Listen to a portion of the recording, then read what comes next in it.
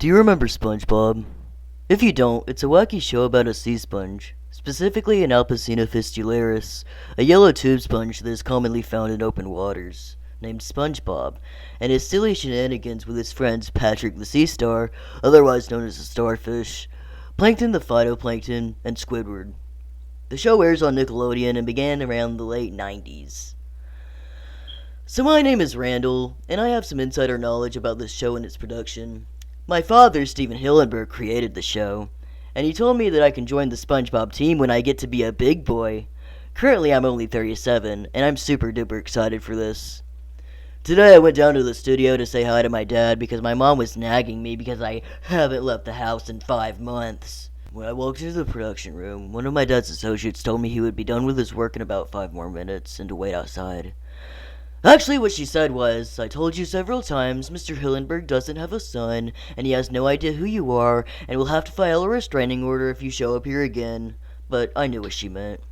That really sucked because my phone died, so I couldn't watch my Family Guy funny moments while I waited, so it was the most excruciating 5 minutes of my life. Just then, in the corner of my eye, I noticed an old DVD case lying around on a nearby table. I went to investigate, and it was an episode of SpongeBob that I hadn't heard of, which is surprising, because I'm the world's #2 fan, second only to Patchy the Pirate. The episode was called SpongeBob's Last Supper. I found this interesting. Could it be the new episode I've been hearing about lately? I put the DVD in my Doomsday Prep bag that I always carry with me anytime I leave the house, even to get my mail, and I continued to wait. Later that day, when I got home, I hooked up my old DVD player and got ready to watch the episode. The episode started up normally, as I would expect, but the theme song was in E minor and slowed down plus reverb, and the title card was written in black ooze. I thought this was a bit odd, but I shrugged it off as a glitch and I kept watching the episode. We opened at the Krusty Krab, and right away I was nervous for what would happen because this episode was from Season 5, and Mr. Enter said that if an episode from Season 5 starts at the Krusty Krab, then it's going to be one of the worst episodes of the whole series. We see SpongeBob in the kitchen making Krabby Patties and singing a silly little ditty.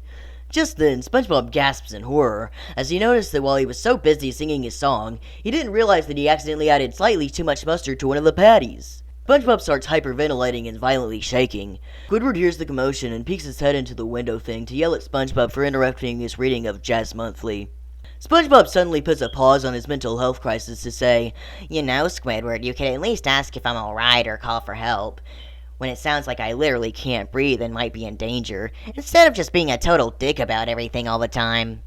Squidward makes a little Squidward sound with his nose, and rolls his eyes at SpongeBob's asinine comment.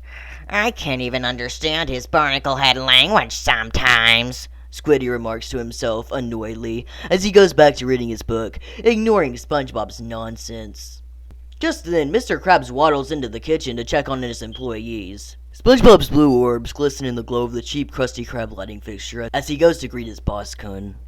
Mr. Krabs asks SpongeBob and Squidward how their workdays are going, which reminds SpongeBob of the horror that had just bestowed him. He presents the tainted patty to his boss, awaiting the harshest of punishment. SpongeBob assumes a submissive position before Mr. Krabs, telling him to do his worst. Eugene sighed. I'm not going to punish you again, SpongeBob. You enjoyed it a wee bit too much last time, and it made me a little uncomfortable. You're a fucking freak. SpongeBob looked down, disappointed. He turned back towards Squidward's window. You heard him, Squiddy. We have to give this patty a proper burial. SpongeBob dragged Squidward out back to commence the ceremony, which he conveniently already set up for some reason. At the funeral, Spongy and Squidders were gathered around the Patty's grave. SpongeBob started reciting his speech that he'd already had prepared ahead of time for some reason. When he was done, he asked Squidward to read his speech. Squidward, however, didn't have one prepared, and didn't seem to be taking the situation seriously. You know, Squidward, I've had enough of your seahorse shit today. SpongeBob materialized a machete out of the water around him and dust particles, and sliced Squidward into several pieces in a hyper-realistic bloody mess. SpongeBob chuckled to himself.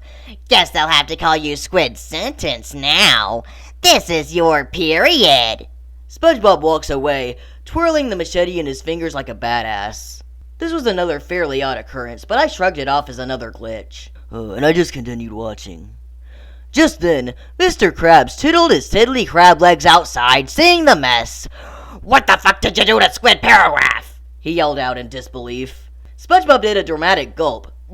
Got a zigzag, he exclaimed, running to his home as a laugh track played somewhere in the background. Mr. Krabs shook his head in disapproval while shaking his fist at SpongeBob. The murder and dismemberment of your fellow employees is highly against company policy, he yelled out at his naughty coworker. However, it was too late as SpongeBob was already miles away. I was starting to get very annoyed. It was already 3 minutes into the episode, and SpongeBob still hadn't had a single supper yet alone his last. The scene then cut to SpongeBob's house, and we hear incoherent mumbling and frantic shuffling coming from outside. While the OST from Super Mario 64 played faintly in the background, but was slowed down, distorted, and scary. And it sounded a little hyper-realistic, if you can believe it. SpongeBob then ran out of his house carrying Sans Undertale on his back. I gasped in horror. Now everything in this episode was fine before this, but this is where I drew the line. How the hell did Sans manage to light his bong underwater?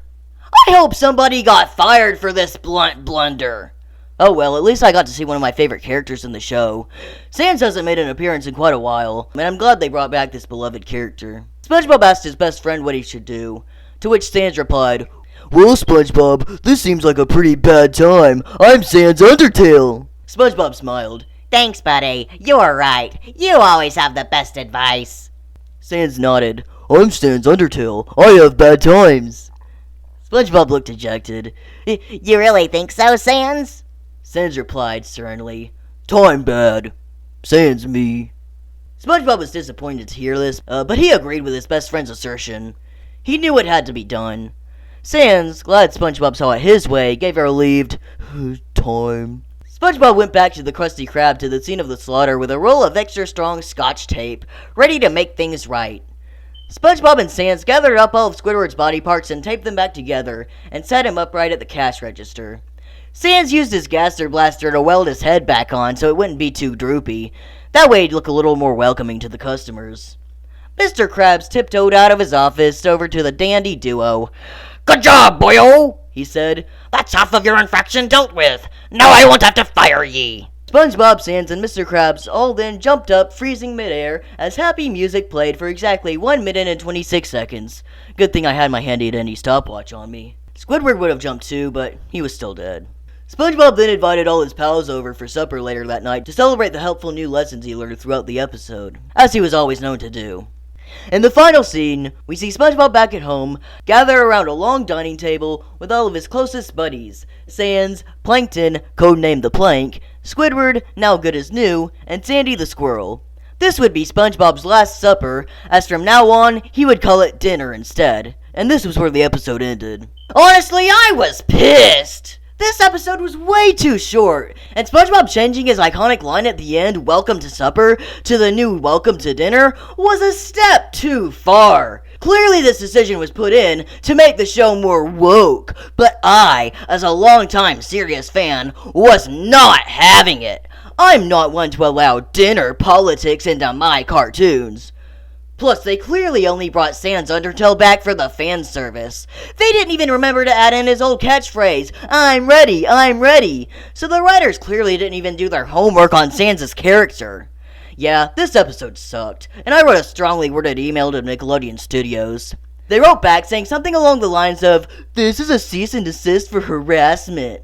I'm not sure what that means, since I don't know much legal jargon, but I think it's safe to say the writers will swing for this, and it won't go unpunished.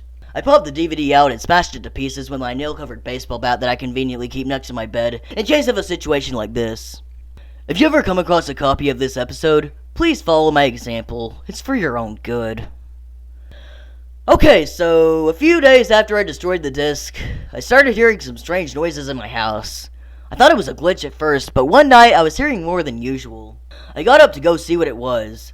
I froze in fear at the sight of a vague silhouette facing the wall at the end of my living room, in my old rocking chair. I nervously asked who was there, firmly gripping my bat just in case.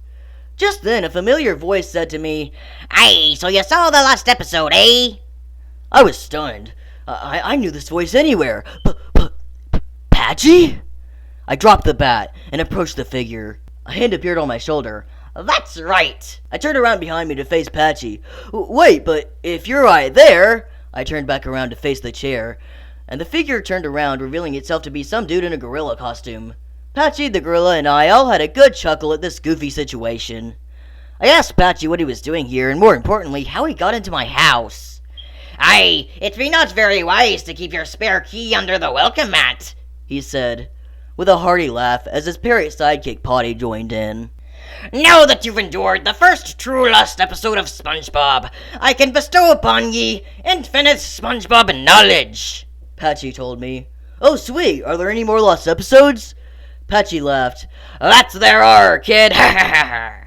He reached into his pocket and pulled out a USB drive and handed it to me and told me to handle it with care. I put it safely in my desk drawer for now. I then went to bed for the night, eager to take a look at that USB drive when I got the chance. But I still needed a bit of time to recover from this episode first.